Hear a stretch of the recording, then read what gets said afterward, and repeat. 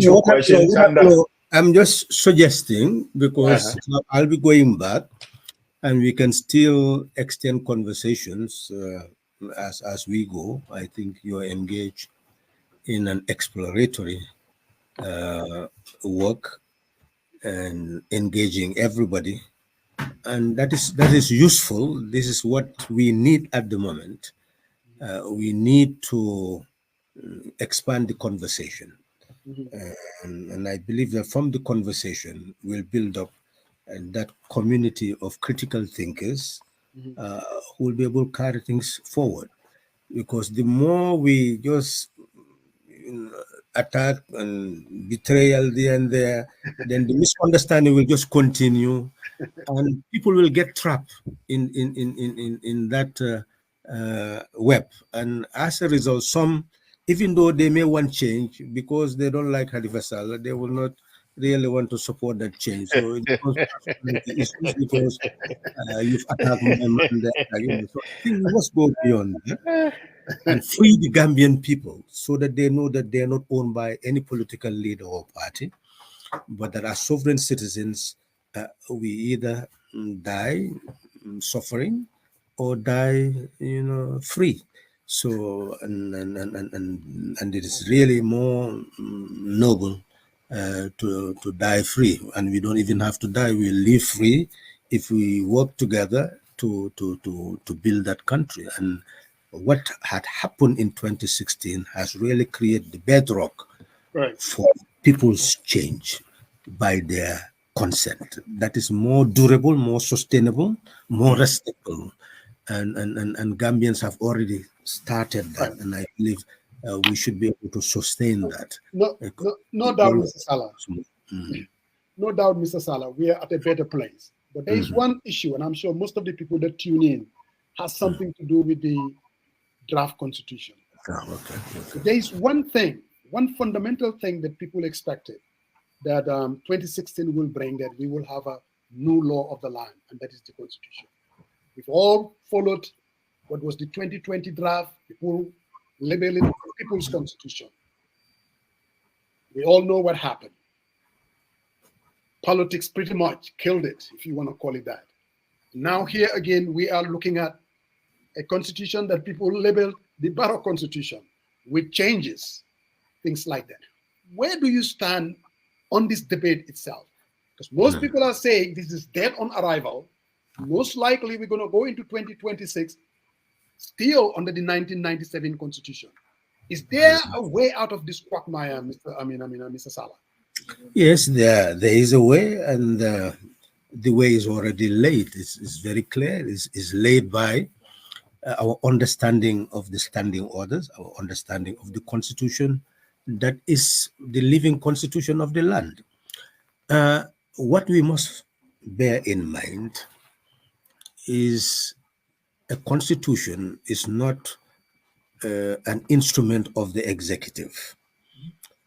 It is an instrument of the people, and we must refuse for others to take ownership of constitution building.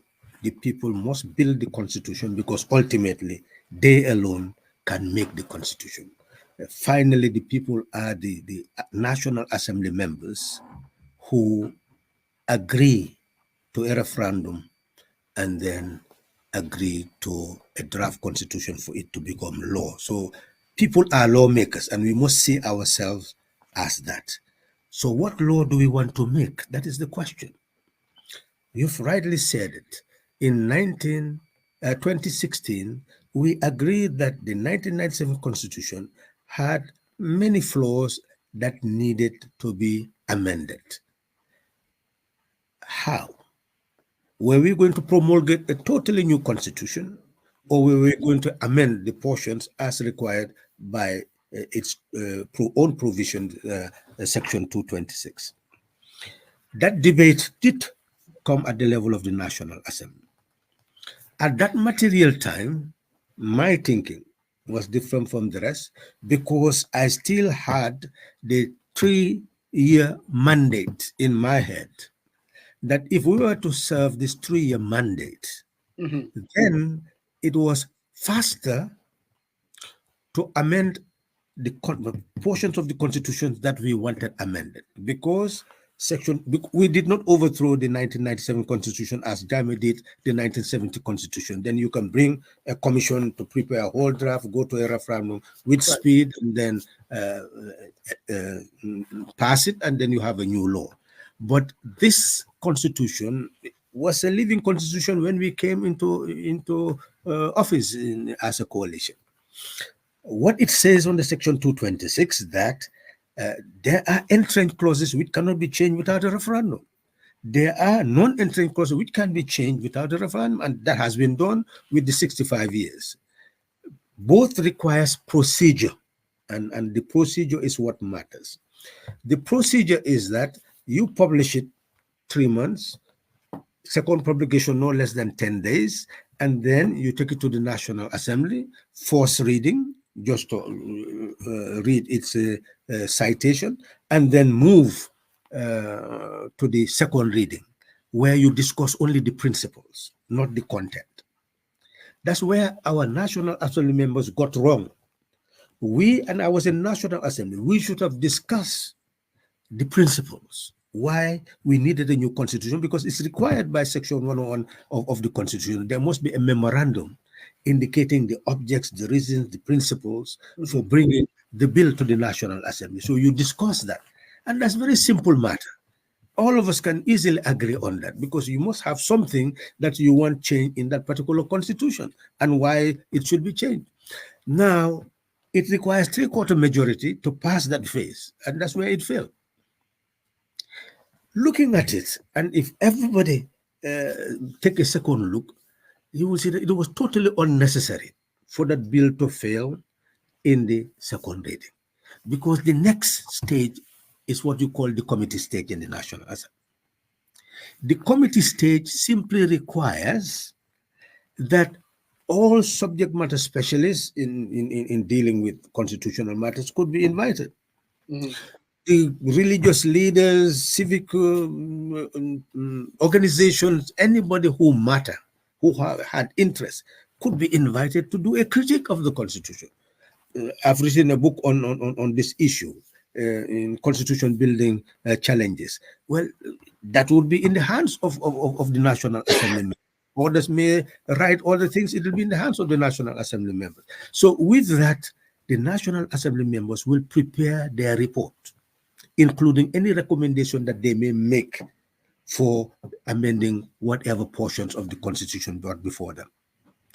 Now, if during our time, the government had really sought a proper advice, knew what it was doing, then there was no need to do anything and collaborate with anyone to defeat the bill at the second reading, because they too have every mandate to come to at the committee stage and indicate what they really felt they were dissatisfied with.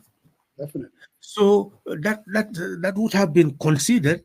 At least at the third reading, you may defeat it, but at least we would have done everything that was possible to reach some form of compromise and amendments before it goes to the consideration stage, where we actually make the law itself, where everything we agree will stand part of the bill to go to the approval stage and to a referendum. So in short, we felt during the first attempt by the CRC, and I made an attempt to really bring it back. In what way? Not because we all supported all the provisions of the Constitution. I was telling our members today that if you look at the 2020 draft, just as an example, when it comes to the tenure of office, the 2 terms limit, in the 2020 draft, it says that there should be 2 terms. Now, in qualifying the 2 terms, whether the first term of the president will serve as the first term, when the president comes into office, after the Constitution comes into force, whether that will serve as the first term of the president, they qualified that in the transitional and consequential provision by indicating that the first term, that once the Constitution comes into force, then the person sitting as president will be the first president of the Third Republic. So whether he will sit for 2 months, 1 year, so whoever is there, at least that serve as your first term. And then what about the second term? What they put, I know it's a mistake. I can read their mind. I'm sure what they wanted to put is that, well, the person can serve only one more term. But what they said is that the person can contest elections only one more time. So you can contest an election and fail, Lose, yeah. and then you must contest again, and so you can contest election as many times as possible, as long as that will be your second term. So therefore, that's an error. Of course, if we had gone to the committee stage, those are the things that we would have pointed out, and there are many things that one would disagree with. I'll give another example. Is this civil servants' participation in politics? If the election decree 130, section 130 stated that if you are a public servant or employed by any agency, if you are a candidate, you will have leave, paid leave. Up to 5 days after the election, you return to your job. That's a decree. Decree 78, 1996. But then, when the Constitution came in the 1997 Constitution, you will see that Section 170 is saying you have to have 1 year leave without pay. Obviously, it shows that a decree is even more progressive than the Republican Constitution. I'm against that, and I would want that to be changed. But you see that the 2020 draft, and I would have contended that at the national, the 2020 draft of the CRC indicated that, well, you will go for 6 months leave without pay. Of course, I would not support that.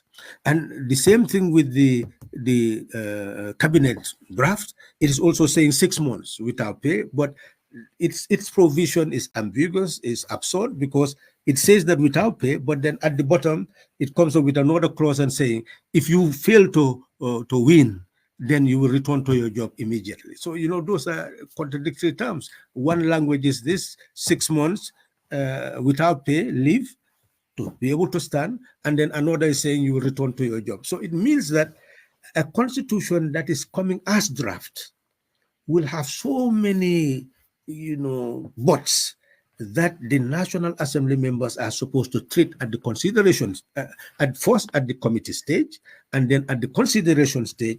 Those are the amendments they will recommend. And I've clearly stated that in the book, so that all the procedures will be understood. And if they are understood, the question is, should we entertain that scrutiny before the third reading and see whether consensus could be built, or do we throw it out at the second reading? So that is left to us. Those are the questions before us. But there are many things in these constitutions that we need to corroborate and see what is best for the nation. So your advice is, as far as the 2024 draft that is gazetted, for people to allow it to go through the process? I'm not giving any advice.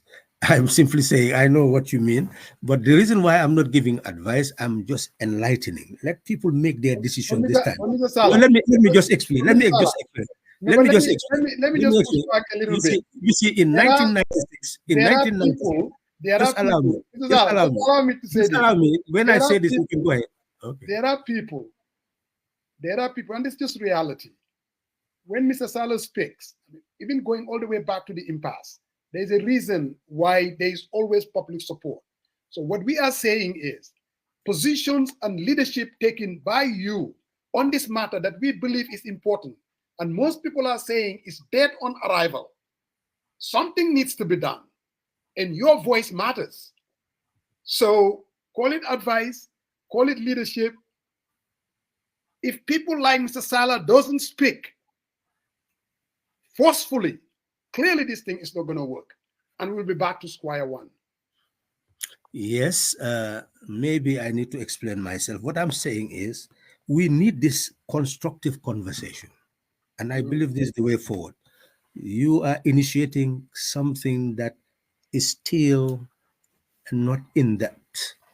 we will move into concretely what the 2020 draft is saying, what the 2024 draft is saying, what exists in the 1997 Constitution. So you will see how these three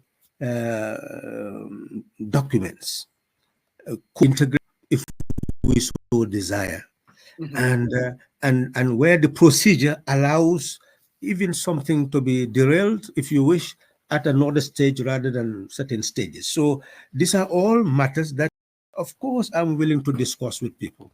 And I remember in 1996, we took part in helping people to understand that what was at stake, because people like the former president all were against the draft constitution. When right before their eyes, decrees were supreme. So the 1970 constitution has been suspended, and decrees were the supreme law of the land, and all laws had to conform under the supremacy of decrees. So you had that. And now you are being told that adopt a constitution which will be the supreme law. You say no, ignore that, and you continue to remain under the supremacy of decrees. That did not make much sense. So therefore, we had to educate for people to understand context, and that's what we're saying now. This, what you've raised, is very fundamental. I am saying let's stretch the debate for people to understand, and ultimately people themselves say, well, this is what we should do. I can guarantee once everything is clear, we will come to a consensus that nobody will be able to reject. But let us point. Before I give you my total, he said, new Gambian. He said, looking 7, are we? If we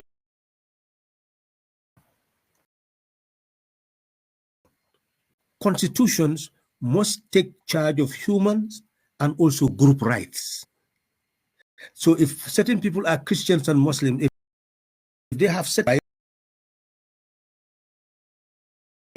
you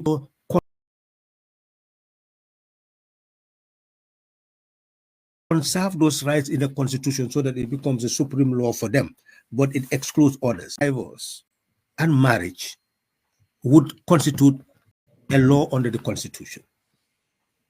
Okay, some felt that no, that is really creating a religious bias of some sort. But the reality is, what I emphasize to many of the people who were Christians is no, this is protecting group rights. So if you want your group rights to be protected on marriage, inheritance, and divorce, that's what you insist to put in that constitution also, so that both regions will get in terms of marriage, inheritance, and divorce based on what their principles are, if you have certain principles governing those areas of your life, of your group life. That's how we should have managed the discourse, etc., etc., etc. Now, at the committee stage, all those things that you wanted to put in or to remove could have been done based on the debate. Then it goes to the consideration stage, where the committee will present a report and the recommendation for amendments of the provisions, and then at the committee stage start to make the law. It's the National Assembly that makes the law. You just bring a bill. If you ask the person who was in charge of the pension fund, the petroleum bill, going all the way to the women's, every element was touched.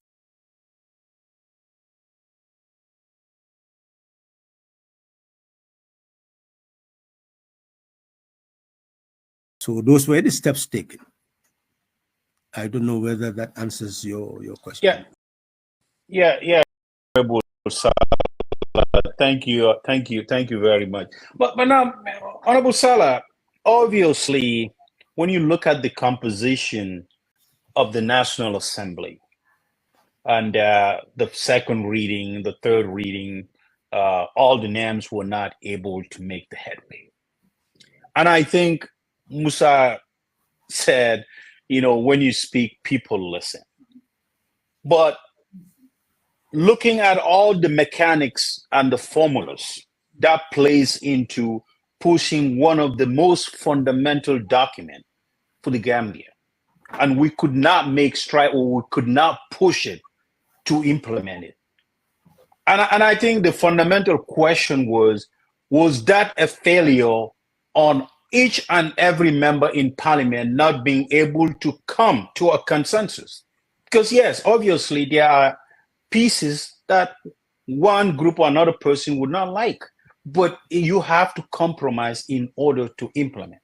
And that gives back to ground zero, that the 2026.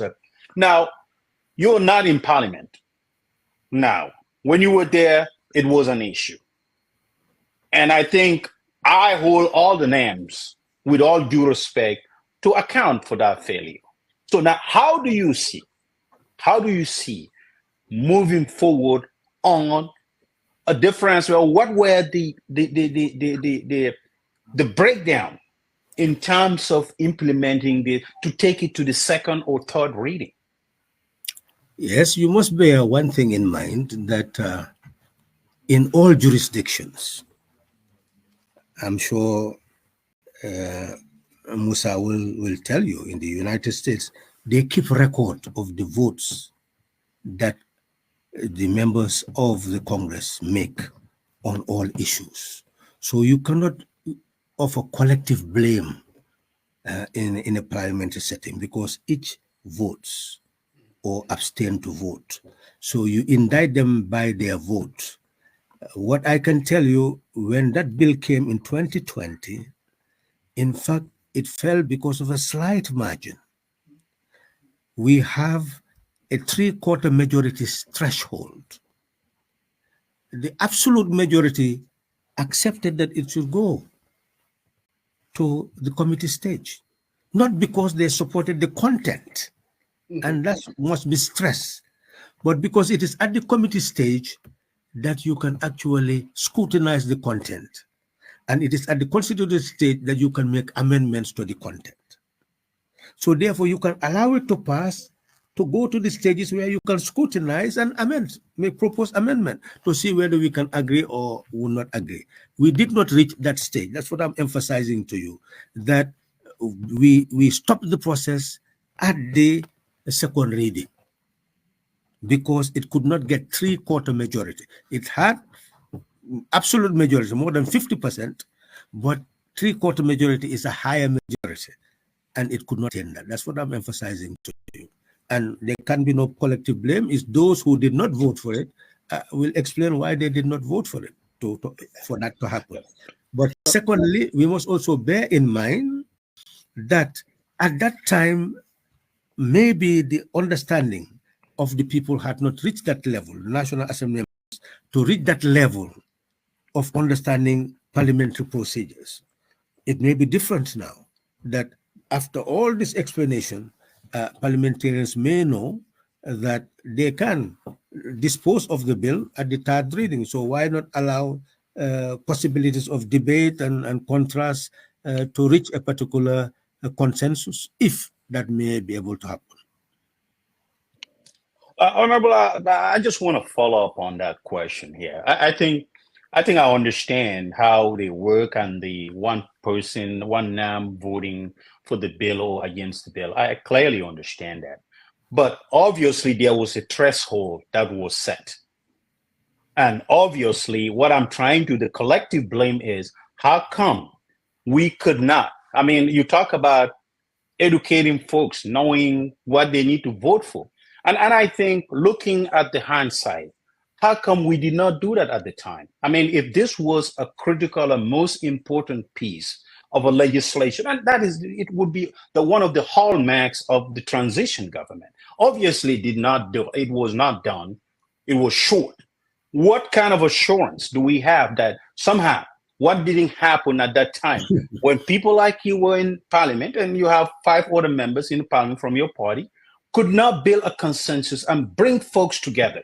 Because I think some of you from your party had the most experience, mentor the new folks to ensure that at least things that could not they could not be agreed on, or kind of push it to the second level by educating them, mentoring them, and coaching them. And I think that was not done. And I think that's where my question is. If that was not done, irrespective of one person blaming, we could have built this and get to that, because we knew it was two-thirds, but it didn't meet that. That's why it failed. So now moving forward, looking at hindsight, how do we make this possible? Yes, it's important to report accurately. As I said, when the bill came, it's a day's discussion. People may be influenced from the outside who discuss the content. That's what I'm saying. They were looking at the content rather than understanding that we should discuss the principles. So hindsight means that you must sensitize National Assembly members to really understand the procedures more. And I believe that those who are there now should be more groomed. They had an opportunity of the past, learning from the past. And once that is the case, the fundamental question still stands. Do we allow the bill to pass the second stage, the second reading, and then go to the consideration stage? Or should it be thrown at the second reading? That is the debate that you've raised. I am emphasizing that we need to have more understanding of the content of all the Constitution, 1997 to 2020 draft, and the 2024 draft, which is now the existing draft for consideration by the National Assembly, and then engage in debate on it, and ultimately we should build a consensus. That is the task. Thank you. Go ahead, Musa. Mr. Sallah, suma mbokki fana nañuy wax ne wax léegi doo ko yërëm de.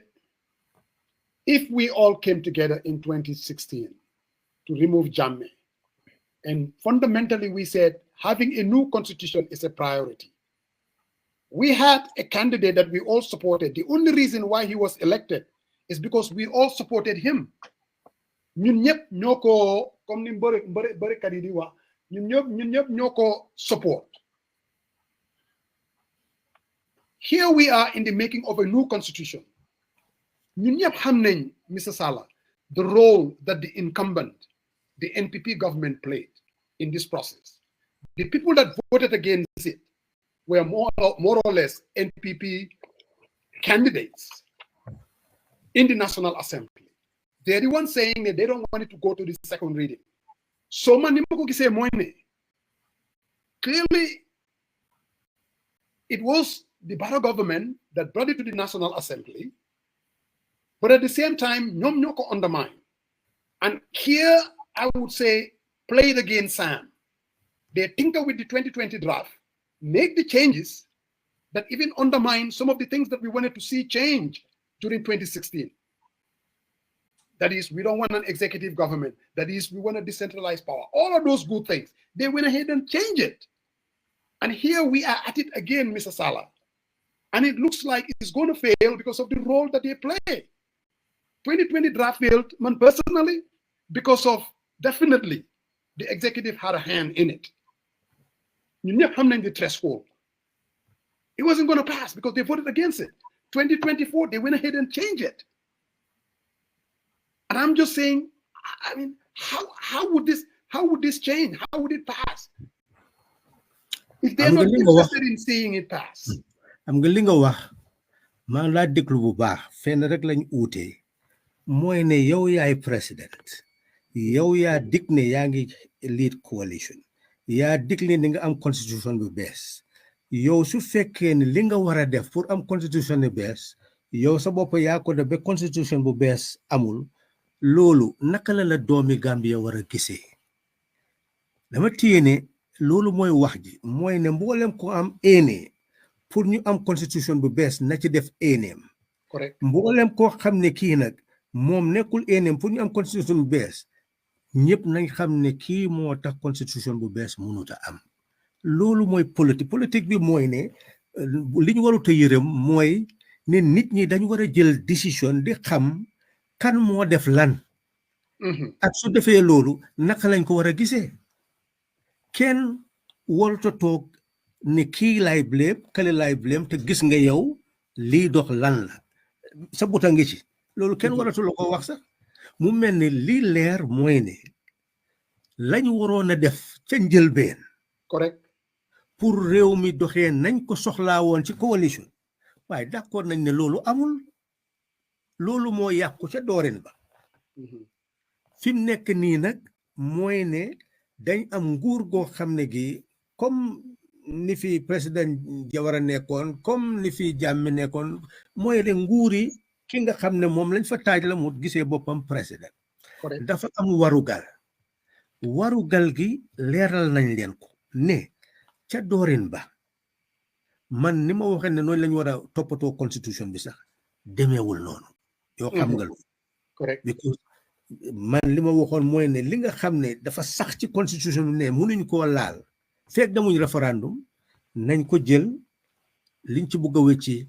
ñu génnee ko seppi ko defar ko ba pare isi ko ci néegi député yi ñu fexe mu jàll ñu dem référendum li nga xam ne itam nag député yi mun nañ koo defar député yi defar ko su ko defee loolu jarul référendum ñu ëlbati ko ci constitution bi loolu warut a jël benn at lépp a jeex wan nag doxeele wuñ ko noonu dañ toog ne léegi dina taxawal commission te moom la nguuram taxawal moom moo taxaw commission même si commission bi moom moo leen tànn ñu waat loo leen ñu def seen liggéey ñu ne constitution ba moom lañ ko war a jox ñu dem jox ko nañ ko waxee mooy ne nañ ko publish ci gazette bi ñu publish ko ci gazette bi nga xam ne kenn mënatu koo laal mu isi ko ci néegi député yi ñu door di waxtaan yow moom fekk moom amul parti foofu waaye nag am na ñoo xam ne ñi soo leen seetee di nga ne moom lañ àndaloon ndaxte gis ñoon ne UDP dafa xaajoon dafa amoon ñu génnoon ci UDP waaw mu mel ni loolu ñun suñ wax waru cee egg because nekkul wax ju am fayda ñëpp xam nañ loolu gis nañ loolu waaye ñëw nañ ba nga xam ne loolu moo tax mënuñoo am soo xaajee néegi député yi ñeneenti xaaj moo tax mënuñoo am ñetti xaaj yi moo tax constitution bi jàllu waaye nag niti Gambie yi suñ déggee li nekk ci constitution bi am na lu ñoo àndal ak lu ñu àndalul foofu itam ngeen war di gën di leeral ndaxte niti Gambie liñ foogoon mooy ne su beneen di ñëwee ne li yang ci sax te moo tax ñun d'accorduñ ci dangaa foog yoon a tax ñu d'accorduñ ci liñ war a gën a wone mooy doxalin ci néegi député yi nekkul ne soo jàllalee li nga xam ne mooy dañ ko ooyee kayiti éene gi loi dafa doore ci éene ñu ko ooyee kayiti éene googu balaa moo ñëw nekk loi ñu ne fu moo njëkk a jiitu mooy dinañ waxtaan lan mooy dalil ba balaa ngaa dugg ci bunte yi ci dalil bi nag foofu warante bu bari nekku ci ku nekk rek am nga sa dalili bopp gannaaw dalil ba nag danga koo yóbbu ci comité bi kuréel gi nga xam ne moo koo segg di seet bunte yi ndax ànd nañ ci ndax ànduñ ci am na lu bari lu nekk ci constitution boobu am na ñu bari ci néegi député yi duñ ci ànd wala suñ ñëwee ci waxtu segg ko ci nga ko war a wax ñu mun a fexe seet ndax dinañ ànd ci génne ko waaw loolu nag moo amutoon ci li CRC isi woon te itam fi mu nekk nii nag foofu la ñu toll ne ñoom dañu dem isiwaat man li ma leen gënoon a wax sax ci su may bind yi mooy ne dañu waroon a taxawal benn consultative committee constitutional consultative committee boo xam ne dinañ ko jox juróom-benni weer ñu waxtaan ak askan wi wax leen li nekk ci 1997 constitution li nekk ci CRC draft bi ba mu leer ci ñoom laaj leen lan mooy seen xalaat ku nekk wax xalaatam ñoom ñu jël loolu bind report jébal ko nguur gi jébal ko itam askan wi wante jaaruñ ci ndigal yooyu mu mel ni ñoom dem nañ defar liñ bëgg a defar jël ci 1997 jël ci CRC li mu defal ak seen xalaati bopp boole leen isil ko askan wi ne lii lañ bëgg mu nekk constitution li ma wax mooy ñoom amuñ doole pour def dara mu nekk constitution liñ am rek mooy isi loola mooy kayiti ene googu ñu isi ko ci néegi député yi nag ñoo am pour segg ko ñoom nag suñ koy segg mun nañu wax ne lii baaxul lii lañ ci war a dugal suñ mun a ànd ci loolu di nga mun a am constitution suñ ci mun sa ànd nag du mun a def foofu la ñu toll bon nag jamono ji ñu toll mooy jamono segga li nga xam ne mooy constitution boobu boole waale ci CRC lañ bindoon boole waa ci 1997 constitution maa ngi wax ne man sax bind naa téere buy segg ñetti yooyu yëpp pour dimbale askan wi ñu mun a xam la ci nekk su ko defee si jamono su mun nañu wax député yi ñaax leen ñu xam naka lañ war a def ane loolu foofu lañ toll. So Mr. Sallah, nobody doubts you had a relationship with Barrow. Absolutely no doubt about that, especially at the beginning. And I don't have any details, but I also believe he respects you immensely. How is your relationship with him? Do you communicate with him? Do you call him behind the scenes? Do you see that there is a need for somebody like you, based on your relationship with him, that you can interject as far as this constitution building is concerned? Because I do believe the role that the current government, Barrow himself, can play for the survival of this constitution, in as much as ultimately they're the ones that are going to make it happen. But I still believe he has a huge role for this thing to work. Do you think, again, the question is, do you communicate with the man? Do you see yourself injecting behind the scenes to give him advice? Or what do you think? Or am I just talking?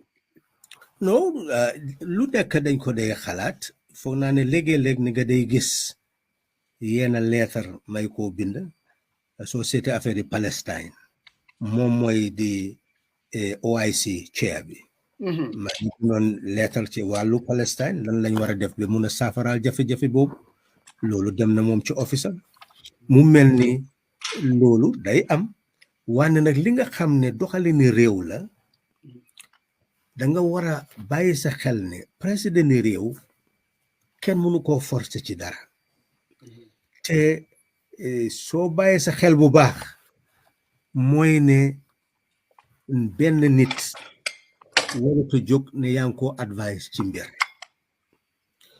li nga xam ne moom laa wax tem leer mooy ne ñoom ñoo tardel constitution bi nga xam ne daanoo ci nekk député yi ñu oo président ni ex-président ni Nigeria ak yooyu li ma leen wax mooy ne ñu ngi tardel mbir yi because loolu mënu cee def dara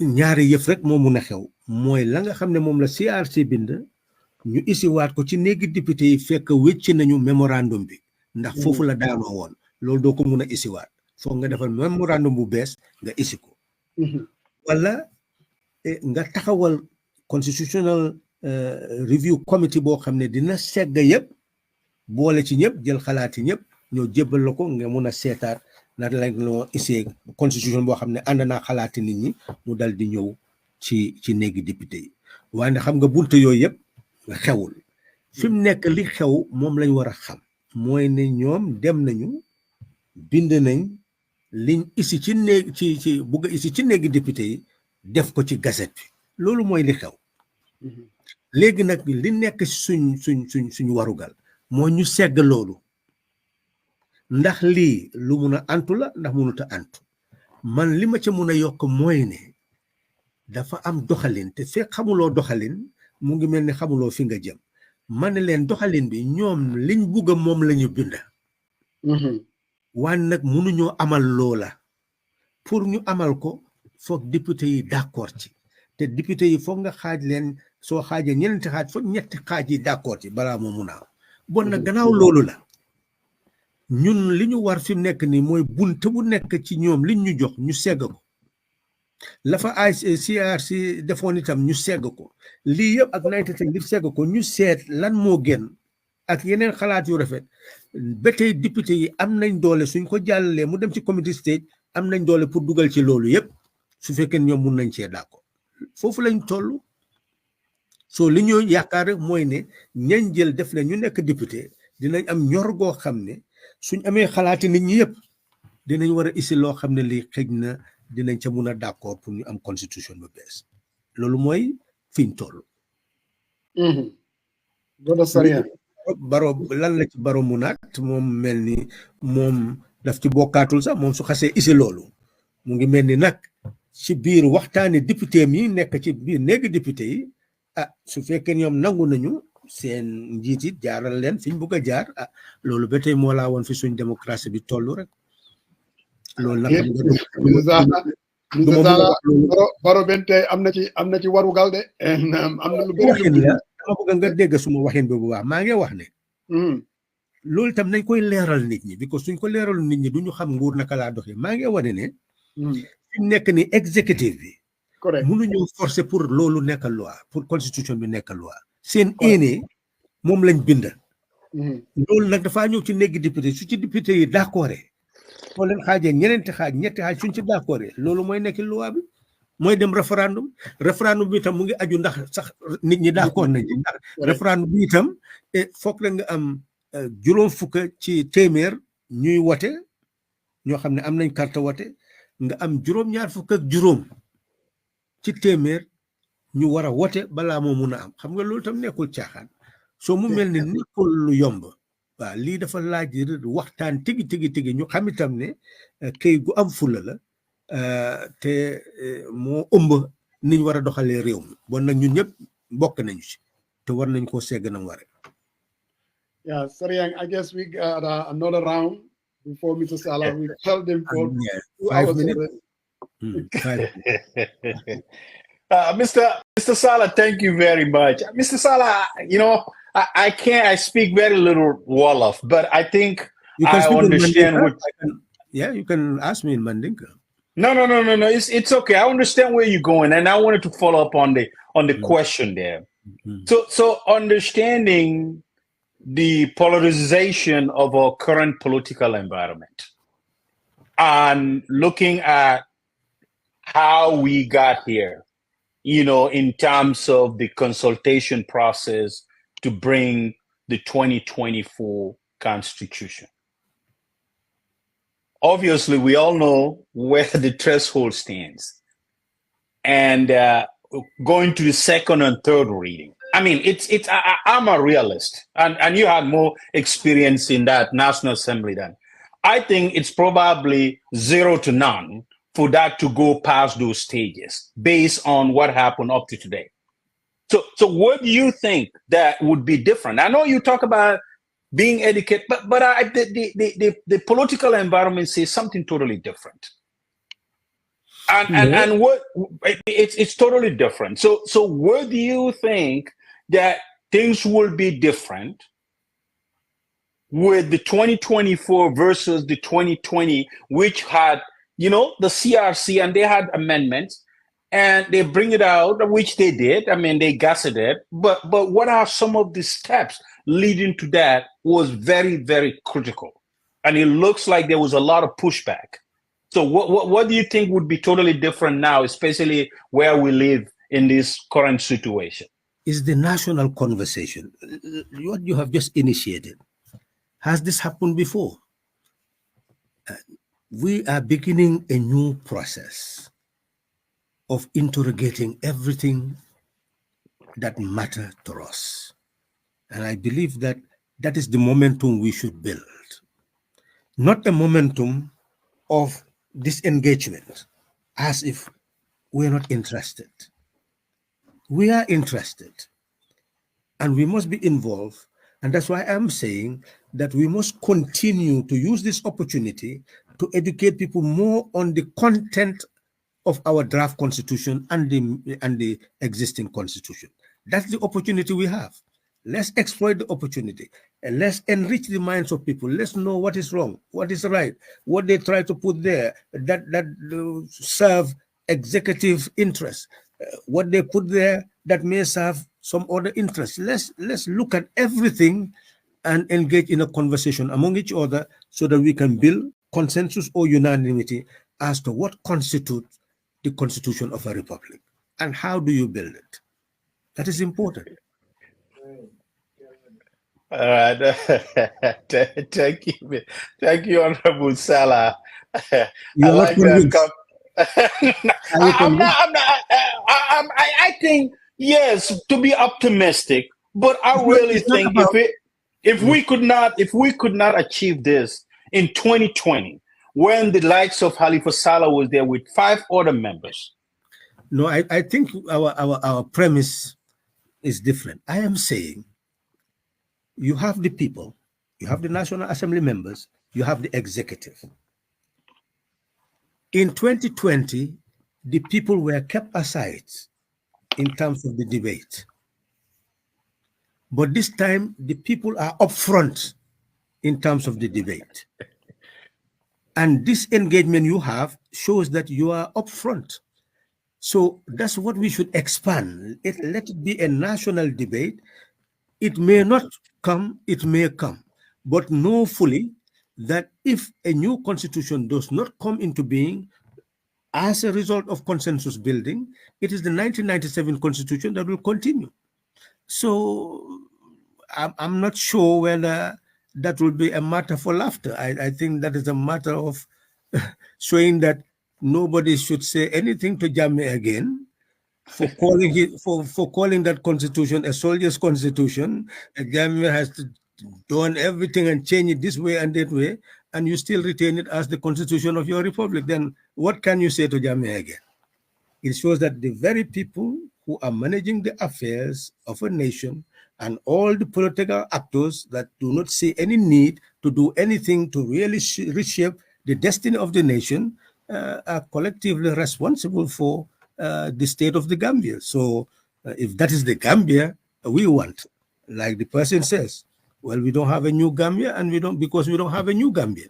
But if we accept to engage in the debate to a point that we know exactly what is right and who wanted to do wrong, who wanted to inject something wrong in what should be our document, then we identify those who are against the interests of the nation and those who are for the interests of the nation. And I believe that with that alone, we would have created a template so that those who will govern tomorrow will know where to start. But if we fail to engage now and disengage, well, then it shows that we are yet to be fit to even call ourselves sovereign citizens. This should really provoke the most intense debate on constitution building that ever had taken place in the life of this country. If we do, we would make history, even if the executive does not, or the National Assembly also fails to do so.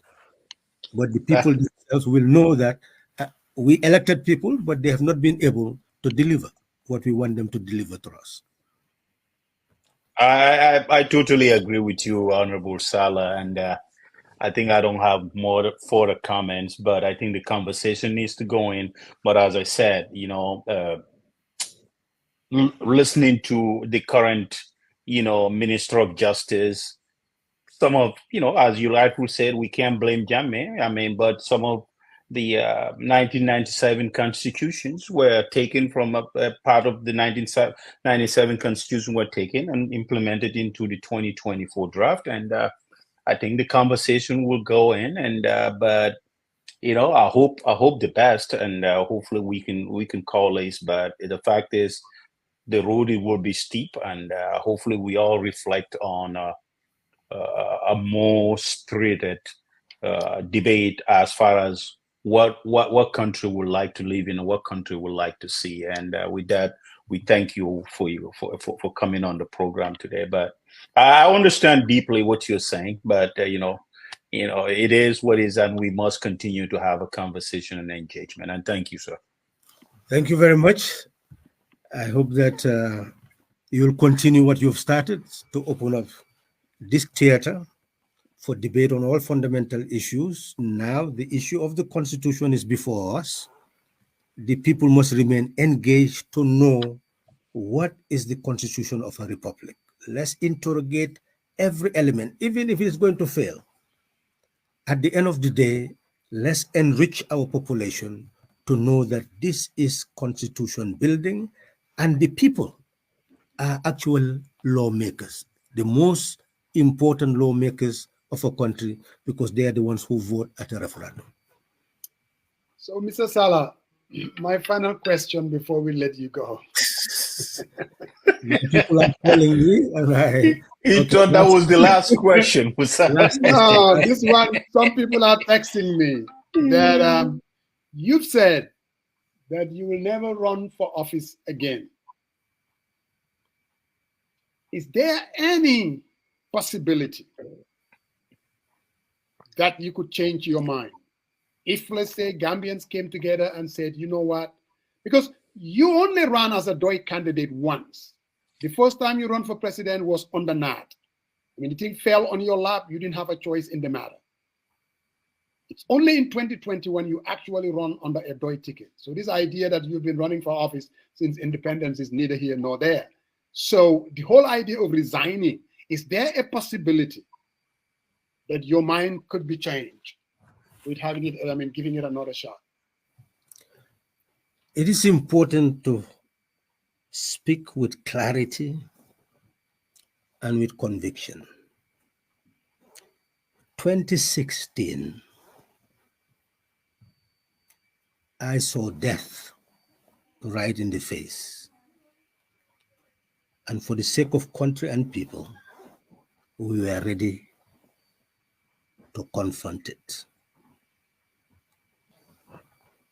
I stood in 2021 believing that we've broken the chain